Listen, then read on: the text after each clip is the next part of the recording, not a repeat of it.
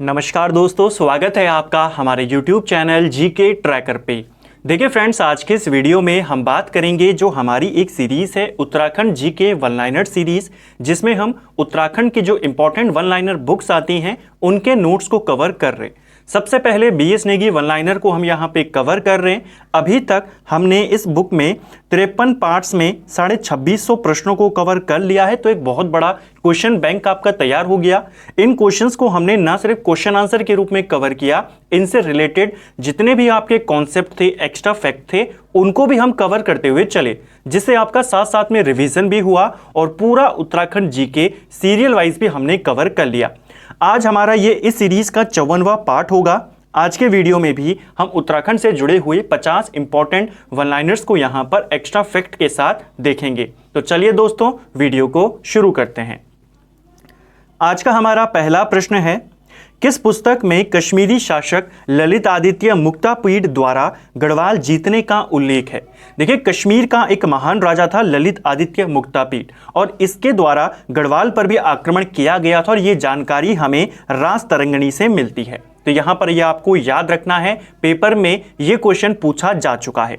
राजतरंगिणी किसकी रचना है? तो यह रचना है कल्हड़ की, ठीक है। और एक क्वेश्चन और पूछा जाता है कि इसका संबंध किससे है? तो राजतरंगिणी कश्मीर से संबंधित है। कश्मीर के इतिहास की जानकारी हमें यहां से मिलती है, क्योंकि राजा भी कश्मीर का है, इसीलिए हमें यह आक्रमण की जानकारी भी इसी किताब में मिलती है। तो इसको भी आपको याद रखना है। नेक्स्ट है, कार्तिकेयपुर राजवंश के अभी तक कितने अभिलेख प्राप्त हुए थे? देखिए, कार्तिकेयपुर राजवंश या जिसे हम कत्तूरी राजवंश भी कहते हैं, इसके अभी तक 9 अभिलेख मिले हैं। कहीं कहीं पर आपको 8 अभिलेख भी दिया गया है, कुछ बुक्स में 8 दिया गया है, पहले 8 था, अभी नई बुक्स में 9 आ रहा है। तो पहले आपको इसी को रेफरेंस देना है, अदरवाइज ऑप्शन के अकॉर्डिंग आपको टिक करना है। लेकिन अगर दोनों ऑप्शन में आते हैं तो आप 9 पर टिक करेंगे, ठीक है। 9 अभिलेख हमें इनके अभी तक मिले हैं। यह किस लिपि में लिखे गए हैं? तो ये सारे इनके अभिलेख कुटिला लिपि में लिखे गए हैं, इसे भी आपको याद रखना है, ठीक है। कन्नौज के राजा यशोवर्मन के समकालीन कौन था? देखिए, कन्नौज का राजा था जो यशोवर्मन, इसके समकालीन था खरपड़देव। खरपड़देव कौन था? हम जानते हैं कार्तिकेयपुर वंश जो था उत्तराखंड पे शासन करने वाला पहला ऐतिहासिक राजवंश था। इसके संस्थापक के बारे में हमने कल के वीडियो में बात करी थी कि बसंत देव इसका संस्थापक था। कहा जाता है उसके बाद खरपड़देव ही यहाँ का शासक बना था, ठीक है। तो इस पॉइंट को भी आपको याद रखना है, यानी कि बसंत देव, हम क्या जानते हैं कि कार्तिकेयपुर वंश में, ये कार्तिकेयपुर जब इनकी राजधानी थी तो इनके शुरुआती 3 परिवारों ने यहाँ पे शासन किया। पहला परिवार बसंत देव का, दूसरा परिवार निम्बर देव का, और तीसरा परिवार जो सलोण आदित्य वंश था वो वाला। तीनों के बारे में बात करेंगे तो ये बसंत देव के परिवार का था, ठीक है। ये किसके समकालीन था? कन्नौज के राजा यशोवर्मन के ये समकालीन था, इसे आपको याद रखना है, ठीक है। नेक्स्ट है हमारा, बालेश्वर लेख अनुसार खरपड़देव वंश का अंतिम शासक कौन था? खरपड़देव वंश यानी कि जो प्रथम परिवार है कार्तिकेयपुर राजवंश का, जिसे बसंत देव ने स्थापित किया था, तो इस परिवार का अंतिम शासक था त्रिभुवन राज। त्रिभुवन राज को लेकर आपको एक क्वेश्चन याद रखना है। इस त्रिभुवन राज ने क्या किया था? व्याघ्रेश्वर मंदिर के लिए इसने भूमि दान में करी थी, और दूसरा सबसे इंपॉर्टेंट पॉइंट, किरातों के साथ इसने संधि करी थी। तो क्वेश्चन बनेगा, किस कत्तूरी शासक ने किरातों के साथ संधि करी थी? तो वो था त्रिभुवन राज, जो पहले परिवार का अंतिम शासक था। नेक्स्ट है, किस अभिलेख के अनुसार बंगाल के पाल शासक धर्मपाल ने गढ़वाल पर आक्रमण किया था? कुछ दिन पहले हमने इस क्वेश्चन को देखा था। जो पाल नरेश था धर्मपाल, इसने गढ़वाल पर आक्रमण किया, ये जानकारी हमें नालंदा अभिलेख से मिलती है। कार्तिकेयपुर राज्य में द्वितीय परिवार का संस्थापक कौन था? पहला परिवार हमने देखा, दूसरा परिवार आया निम्बर देव का परिवार, और इसका संस्थापक कौन था? निम्बर देव ही इस परिवार का या इस वंश का संस्थापक था, ठीक है। निम्बर देव की बात करें, पूछा जाता है निम्बर देव किस धर्म को मानता था? तो निम्बर देव शैव धर्म को मानता था, ठीक है। निम्बर देव इसके बारे में आपको एक क्वेश्चन याद रखना है कि इसे शत्रुहंता के नाम से जाना जाता है। शत्रुहंता इसका मतलब होता है शत्रुओं का विनाश करने वाला। जैसे अजात शत्रु है, अगर हम जीके की बात करें, उसने अपने पिता बिंबिसार की हत्या करी थी, तो अजात शत्रु को पितृहंता बोला जाता है। उसी प्रकार इसे शत्रुहंता बोला जाता है, शत्रुओं का विनाश करने वाला, उनका वध करने वाला। किसे बोलते हैं? निंबर देव को। निंबर देव ने जागेश्वर में विमानों का निर्माण करवाया था, इसके बारे में भी हमने बात करी थी। यानी कि जो मंदिरों के शिखर हैं उनका निर्माण किसने करवाया था? निंबर देव ने करवाया था। एक और चीज हमने बात करी कि धर्मपाल ने यहां पर आक्रमण किया था, तो धर्मपाल के साथ संधि करने वाला कत्यूरी शासक भी कौन था? निंबर देव था। ठीक है। किस शासक ने समस्त राज्य को एक सूत्र में बांधने का प्रयास किया था? बहुत बार हम इस क्वेश्चन को कवर कर चुके हैं। उत्तराखंड का पहला शासक जिसने पूरे राज्य को एक सूत्र में बांधने का प्रयास किया, उसका नाम था इष्टगण। इष्टगण देव इसका नाम था, एक कत्यूरी शासक है और यह निंबर देव का बेटा था। ठीक है, किसका पुत्र था? निंबर देव का। और इसने पूरे उत्तराखंड को एक सूत्र में बांधने का प्रयास किया था।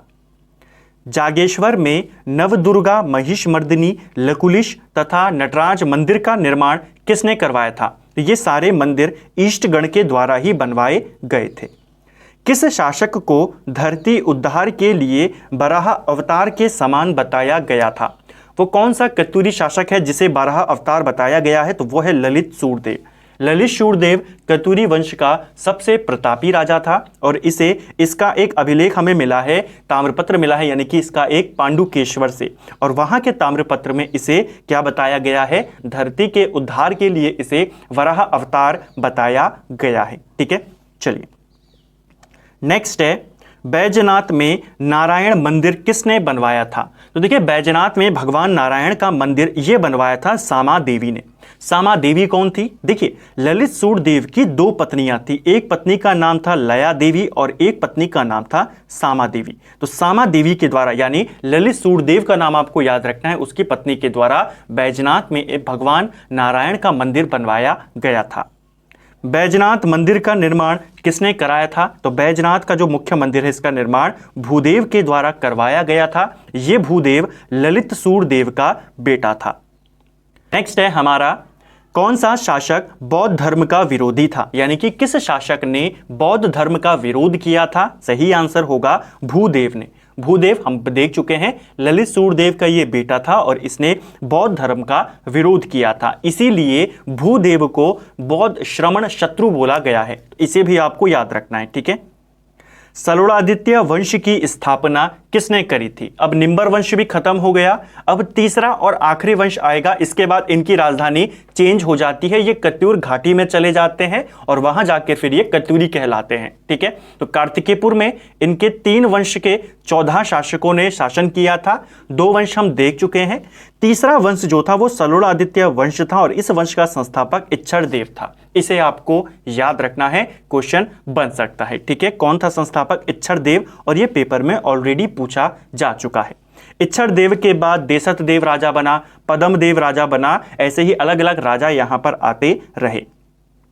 कार्तिकेयपुर का अंतिम शासक कौन था? देखिए कत्यूरी वंश जब कार्तिकेयपुर में शासन कर रहे थे, जोशीमठ की साइड ये शासन कर रहे थे, तो यहां का जो अंतिम शासक था वो था सुभिक्षराज देव। ठीक है, बाद में इनकी राजधानी कहां चली जाती है? ये इनकी राजधानी कत्यूर घाटी में चली जाती है।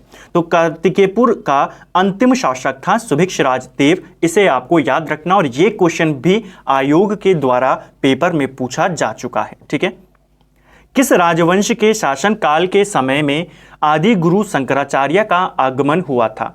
देखिए जो आदि गुरु शंकराचार्य हैं, इनका जन्म केरल में हुआ था। वहां से ये पूरे भारत की इन्होंने यात्रा करी। 4 जो हमारे धाम है, प्रमुख 4 धाम है पूरे देश में, उनकी इन्होंने स्थापना करी। और उसके बाद ये उत्तराखंड में जब आए, यहाँ पे बद्रीनाथ धाम की स्थापना करी। तो ये किसके काल में आए थे? ये कार्तिकेयपुर राजाओं के काल में ही उत्तराखंड में आए थे। ये पेपर में पूछा जा चुका है। किस राजा के काल में आए थे अगर पूछा जाए तो उस समय इष्टगण देव का शासन चल रहा था। इसे भी आपको याद रखना है। ठीक है, राजाओं के नाम पूछेगा, कार्तिकेयपुर के राजा थे, पर्टिकुलर राजा पूछेगा, इष्टगण देव के काल में आए थे। ठीक है। नेक्स्ट है हमारा, आदि गुरु शंकराचार्य ने केदारनाथ में देह त्याग कब किया था? तो आदि गुरु शंकराचार्य के द्वारा केदारनाथ में देह त्याग 820 ईस्वी में किया गया था। डेट ये भी आपको याद रखना है, वर्ष पूछ लिया जाता है। जब इन्होंने अपने प्राण त्यागे थे उस समय आदि गुरु की जो उम्र थी वो केवल 32 वर्ष की इनकी आयु थी। इसे भी आपको याद रखना है, ठीक है। लक्ष्मीदत्त जोशी के अनुसार कार्तिकेयपुर राजा मूलतः कहां से आए थे? तो देखिए जो इतिहासकार हैं लक्ष्मीदत्त जोशी, इनके अनुसार जो कार्तिकेयपुर के राजा थे ये मूलतः अयोध्या से आए थे। लेकिन अगर आपको पूछा जाता है कत्यूरी राजाओं का मूल निवास कहां था, तो मूल निवास आप इनका राजस्थान में बताएंगे। इसे आपको याद रखना है, ठीक है। कार्तिकेयपुर वंश के शासकों की राजभाषा और लोक भाषा क्या थी? जो कार्तिकेयपुर राजा थे इनकी जो राजभाषा थी ये संस्कृत थी, इसे याद रखेंगे, और इनकी लोक भाषा पाली थी। दोनों क्वेश्चन अलग अलग है, पूछे जा सकते हैं, ठीक है। किस वंश के अवसान पर कहा जाता है कि सूर्य अस्त हो गया और रात्रि हो गई?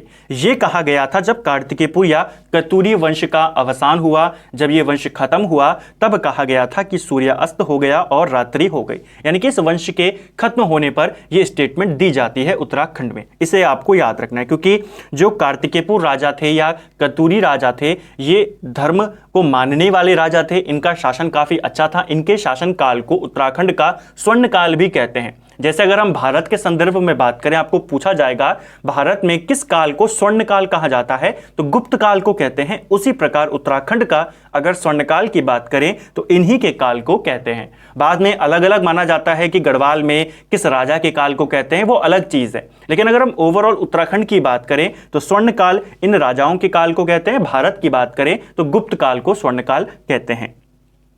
नेक्स्ट है हमारा कत्यूरी प्रशासन में भूमि मापन अधिकारी कौन था? तो देखिए कत्यूरी शासन में जो भूमि मापने का अधिकारी होता था उसे प्रमा अवतार या प्रभातार बोला जाता था। दोनों नाम आपके लिखे हुए हैं तो आपको दोनों याद रखने हैं। ज्यादातर आपको प्रभातार देखने को मिलता है तो इसे आपको याद रखना है, ठीक है। नेक्स्ट है कत्यूरी प्रशासन में तहसील स्तर की प्रशासनिक इकाई को क्या कहा जाता था?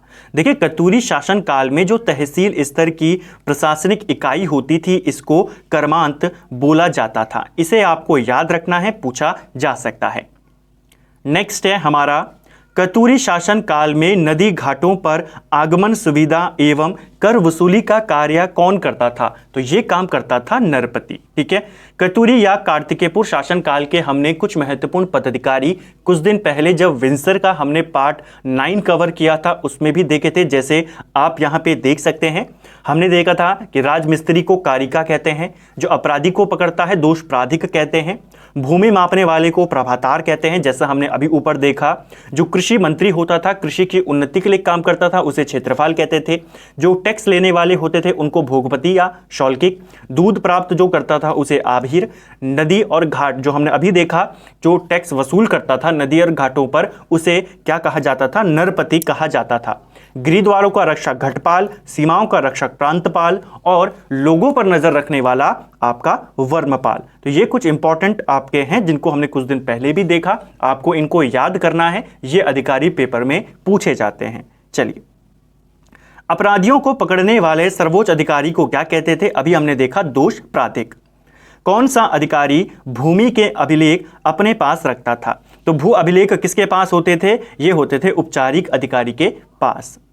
पशुओं से दूध आदि निकालने का कार्य कौन करता था? तो अभी हमने देखा आभीर यह काम करता था। कत्यूरी राज्य में प्रांतों को किस में बांटा गया था? देखिए कत्यूरी शासन काल जो पूरा उनका राज्य था वो कई सारे प्रांतों में बटा हुआ था और प्रांतों को विषयों में बांटा गया था। विषय यानी जिला भी हम इनको बोल सकते हैं। तो इसे आपको याद रखना है, पूछा जा सकता है, ठीक है। आसंती देव राजवंश की प्रथम राजधानी कहाँ थी? देखिए आसंती देव राजवंश जो अपनी राजधानी इसने परिवर्तित करी थी, रणचूला कोट में ये लेकर गया था, लेकिन इनकी शुरुआती राजधानी आप जानते हैं जोशीमठ में स्थित थी।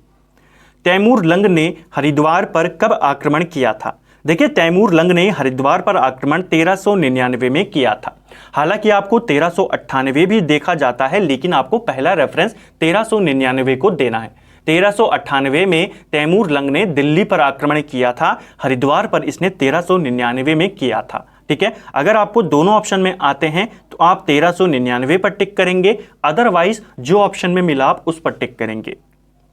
जिया रानी किसकी पत्नी थी? देखिए, जिया रानी जिनको कुमाऊं में न्याय की देवी के रूप में पूजा जाता है, हमने लास्ट वीडियो में बात करी थी, यह प्रीतम देव की रानी थी। ठीक है, प्रीतम देव भी एक कतूरी शासक था। इसका नाम जागरों में पिथौरा शाही भी मिलता है। पिथौरागढ़ का संस्थापक इसी प्रीतम देव को माना जाता है। ठीक है, इसी की छोटी पत्नी थी जिसका नाम था जिया रानी। इसे आपको याद रखना है, पूछा जा सकता है। ठीक है, अगर हम इन दोनों की बात करते हैं, प्रीतम देव और जिया रानी की, इन दोनों के एक पुत्र थे जिनका नाम था धामदेव। ठीक है, इनके पुत्र का नाम क्या था? इनके पुत्र का नाम धामदेव था, जिसे कहीं कहीं पर दुलाशाही भी बोला गया है। ठीक है, इस धामदेव के एक पुत्र हुए, यानी कि दो पुत्र हुए थे, लेकिन जो हमारे लिए इंपॉर्टेंट है, इनके पुत्र थे जिनका नाम था मालूशाही। और आपने वो कहानी पढ़ी होगी, जो प्रेम कहानी है पूरी प्रसिद्ध काफी, जिनको अभी भी कुमाऊं में जो गाथा है उसमें इनको सुनाया जाता है, राजूला मालूशाही की प्रेम कथा।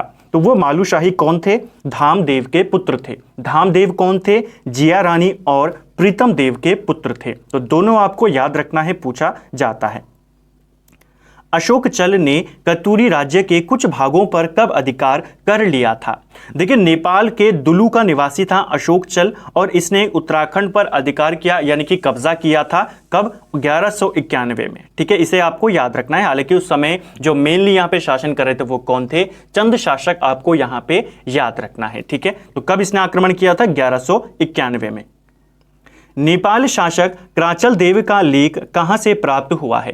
तो नेपाल का एक और राजा था कराचल देव, इसने 1223 में उत्तराखंड पर आक्रमण किया था, और इसके बारे में जानकारी हमें इसका एक लेख मिला है बालेश्वर मंदिर से। बालेश्वर मंदिर जो चंपावत में है, यहां से हमें कराचल देव का एक अभिलेख मिला है। इस अभिलेख में 10 मांडलिक राजाओं का उल्लेख किया गया है। इसे भी आपको याद रखना है कि कितने राजाओं का उल्लेख है? 10 मांडलिक राजाओं का नाम इसमें बताया गया है। ठीक है, अस्कोट के ठकुराई शासकों को क्या कहा जाता था?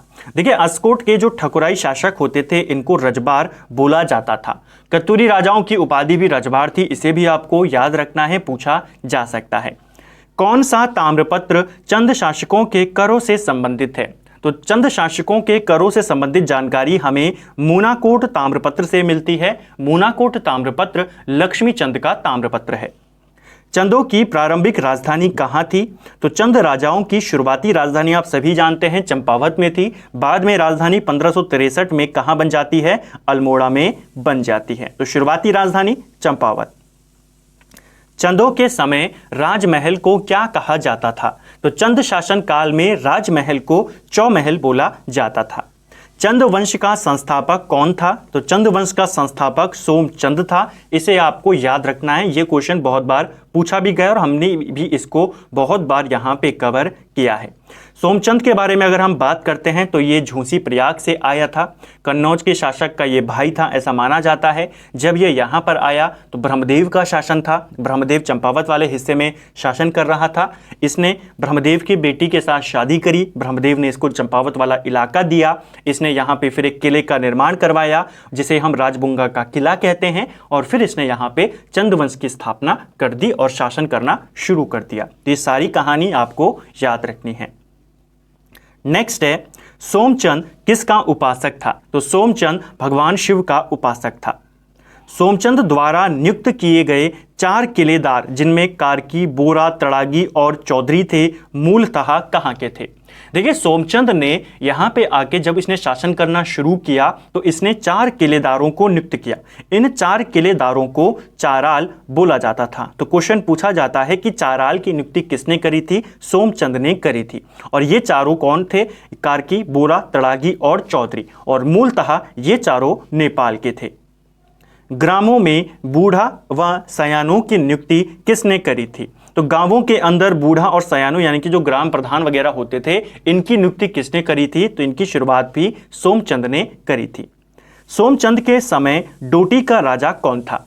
देखिए, जब सोमचंद ने शासन करना शुरू किया तो सोमचंद एक मांडलिक राजा था। ठीक है, मांडलिक राजा कई बार हम देख चुके हैं। मांडलिक राजा वो राजा होता है जो किसी बड़े राजा के अंडर में शासन कर रहा होता है और उस बड़े राजा को टैक्स देता है। ठीक है, यह एक मांडलिक राजा था और डोटी के राजा को यह टैक्स देता था। डोटी यानी आज का नेपाल। उस समय डोटी का राजा जयदेव मल था, इसे भी आपको याद रखना है, ठीक है, पूछा जाता है। मल वंश जो था वो शासन करता था डोटी में। इन राजाओं को, जो ये मल वंशीय राजा थे, इनको रैका बोला जाता था। तो पूछा जा सकता है कई बार कि जो डोटी के मल वंशीय राजा थे उनको क्या बोला जाता था, उनको रैका बोला जाता था। मल वंश का जो पहला राजा था वो था वामदेव, इसे भी आपको याद रखना है, ठीक है। और जब सोमचंद आया उस समय कौन था, जयदेव। एटकिंसन के अनुसार किस चंद राजा ने रेशम उत्पादन और रेशमी वस्त्र बनाने का कार्य प्रारंभ किया था। यानी कि इनडायरेक्टली आपसे क्वेश्चन पूछ रहा है कि कुमाऊं में रेशम के कारखाने किसने लगवाए थे। हम सभी जानते हैं, पेपर में भी पूछा गया है, इंद्रचंद ने लगवाए थे, इसे भी आपको याद रखना है, ठीक है। फिर एक प्रथा भी चली थी, पटरंग वाली प्रथा, झूठ बोलो रेशम अच्छा होगा, ये प्रथा चली थी। और जो रेशम के कारीगर होते थे, जो मजदूर होते थे, उनको क्या बोला जाता था, उनको पटुआ बोला जाता था, इसे भी आपको याद रखना है। किस चंद राजा ने चीन से व्यापारिक संबंध स्थापित किए थे। देखिए, डायरेक्ट चीन के साथ नहीं किए थे, नेपाल के माध्यम से करे थे। चीन के साथ किसने, इंद्रचंद ने करे थे। वहीं से ये रेशम लेकर आया था, क्योंकि आप जानते हैं रेशम, कल भी हमने बात करी, सबसे पहले चीन में हुआ, चीन से रेशम नेपाल गया और नेपाल की रानी के साथ संबंध थे इंद्रचंद के, तो नेपाल के माध्यम से चीन से ये रेशम लेकर आया था। किस चंद राजा को खस राजाओं ने पराजित किया था। तो कौन सा चंद राजा था जो खस राजाओं से पराजित हुआ, वो था वीणाचंद, ठीक है। वीणाचंद एक विलासी राजा था, खस राजाओं ने इसको पराजित किया और उसके बाद 200 साल तक कुमाऊं पे खसों का शासन रहा। बाद में आता है वीरचंद, ठीक है, वीरचंद खसों को पराजित कर देता है। तो क्वेश्चन बनेगा, किस चंद राजा को खसों ने पराजित किया, आप बताएंगे वीणाचंद। क्वेश्चन बनेगा, किस चंद राजा ने खसों को पराजित किया, तब आंसर बनेगा वीरचंद, ठीक है, दोनों याद रखेंगे। हर्षदेव जोशी किस चंद राजा को कुमाऊं के चंद वंश का संस्थापक मानते हैं। देखिए, हर्षदेव जोशी, जिसे काली कुमाऊं का चाणक्य बोला जाता है, ठीक है, इसके द्वारा चंद वंश का संस्थापक थौहर चंद था, इसे आपको याद रखना है, पूछा जा सकता है। एक किताब है report on Kumaon and Garhwal, यह किताब डब्ल्यू फ्रेजर की किताब है। इस किताब में भी थौहर चंद को ही चंद वंश का संस्थापक माना गया है, ठीक है। चंद वंश का प्राचीनतम अभिलेख, और एक और चीज याद करना थौहर चंद को लेकर, जो एटकिंसन है, एटकिंसन थौहर चंद को पहला स्वतंत्र शासक मानते हैं चंद वंश का। हालांकि पहला स्वतंत्र राजा कौन है, भारती चंद है, जो डोटी के साथ 12 वर्ष युद्ध लड़ता है, लेकिन एटकिंसन थौहर चंद को पहला स्वतंत्र मानते हैं। चंद वंश का प्राचीनतम अभिलेख किस शासक का मिलता है, तो यह मिलता है अभय चंद का, 1360 का इसका हमें अभिलेख मिला है। पहला चंद शासक कौन था जो दिल्ली दरबार में गया था, तो दिल्ली दरबार में जाने वाला पहला चंद राजा था ज्ञानचंद, ठीक है, इसे ज्ञानचंद प्रथम भी कहते हैं। जब ये दिल्ली गया, दिल्ली में उस समय फिरोज शाह तुगलक का शासन था, ठीक है, और फिरोज शाह तुगलक ने इस ज्ञानचंद को गरुड़ की उपाधि दी, इसीलिए हम इसको गरुड़ ज्ञानचंद के नाम से भी जानते हैं। तो गरुड़ ज्ञानचंद और ज्ञानचंद प्रथम ये दोनों एक ही व्यक्ति हैं, ठीक है। नीलू कठायत किस चंद राजा का सेनापति था, तो नीलू कठायत काफी वीर व्यक्ति था और ये गरुड़ ज्ञानचंद का ही सेनापति था, जिसकी हत्या बाद में गरुड़ ज्ञानचंद करवा देता है। भारती चंद किस वर्ष गद्दी पर बैठा था। देखिए, भारती चंद चंद वंश का पहला स्वतंत्र राजा, इसने कुमाऊं से डोटी के ऊपर हमला किया, डोटी के साथ इसने 12 वर्षीय युद्ध लड़ा, ये गद्दी पर बैठा, 1437 में ये गद्दी पर बैठा, 12 वर्षों तक इसने लड़ाई लड़ी और उसके बाद 1450 में इसने गद्दी छोड़ दी थी, संन्यास इसने ले लिया था, ठीक है, और अपने पुत्र को गद्दी पर बैठा दिया था। इसके पुत्र का नाम था रतनचंद, ठीक है। तो 1437 में गद्दी पर बैठा, 12 साल का युद्ध लड़ा और अगले साल फिर इसने गद्दी खाली कर दी थी। कुमाऊं की वीरांगना भागा धौनियान और किस चंद राजा के बीच द्वंद्व युद्ध का वर्णन मिलता है। देखिए, कुमाऊं की एक प्रसिद्ध वीरांगना है जिनका नाम है भागा धौनियान, इनके और किस चंद राजा है जिसके बीच में द्वंद्व युद्ध का वर्णन मिलता है हमें, वो है भारती चंद के बीच में। क्वेश्चन ऐसे भी बन सकता है कि जो भागा धौनियान है उनका द्वंद्व युद्ध किसके साथ हुआ था, तो भारती चंद के साथ हुआ था। नेक्स्ट है और आज का हमारा अंतिम प्रश्न है, किस चंद राजा की सेना में समाज के सभी जाति के लोग थे। देखिए वह चंद राजा जिसकी सेना में समाज के सभी वर्गों के लोग शामिल थे वो था भारती चंद। जैसा हमने बोला कि भारती चंद ने डोटी पर आक्रमण किया, 12 वर्षीय युद्ध इसने लड़ा, तो इसके लिए इसको एक बड़ी सेना चाहिए थी। इसने समाज के सभी वर्गों को लेकर एक सेना का निर्माण किया, डोटी पर इसने आक्रमण किया, 12 वर्षों तक युद्ध किया, डोटी को पराजित किया। पहला ये स्वतंत्र राजा हुआ, डोटी के राजा को अब ये टैक्स नहीं देता था। इससे पहले जितने भी राजा थे वो सब के सब डोटी के राजा को टैक्स देते थे, भारती चंद नहीं देता था। ठीक है, तो ये सारी कहानी आपको याद रखनी है। इसी युद्ध के दौरान जब 12 वर्षीय युद्ध लड़ा गया डोटी और कुमाऊं के चंद वंश के बीच में, तो इसी युद्ध के दौरान नायक जाति की उत्पत्ति भी होती है चंद सैनिकों के द्वारा। तो इसको भी आपको याद रखना है, क्वेश्चन बन जाता है। तो फ्रेंड्स ये था हमारा Uttarakhand GK one liner series का। आज हमने भाग 54वां यहाँ पे कवर किया। उम्मीद करता हूँ वीडियो आपको पसंद आया होगा। 2700 प्रश्नों को अभी तक हम यहाँ पे रेडी कर चुके हैं, जिसमें हमने सभी प्रश्नों को अतिरिक्त तथ्यों के साथ देखा है। उम्मीद करता हूँ ये सीरीज आपको काफ़ी फायदेमंद लग रही होगी। पूरा जो कॉन्सेप्ट है वो अच्छे से क्लियर हो रहा होगा। अगर आपको आज का वीडियो पसंद आया है तो वीडियो को लाइक करें। अगर आप चैनल पे नए हैं तो चैनल को सब्सक्राइब करें, अपने दोस्तों के साथ शेयर करें। वीडियो आपको कैसा लगा कमेंट बॉक्स में हमें ज़रूर बताएं। Thank you friends.